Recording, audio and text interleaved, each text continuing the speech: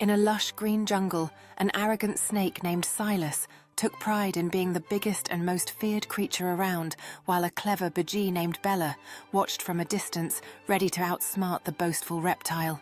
As Silas descended from his lofty perch, he boasted loudly about his strength and cunning, unaware that Bella was devising a scheme to show him that arrogance could easily be his downfall.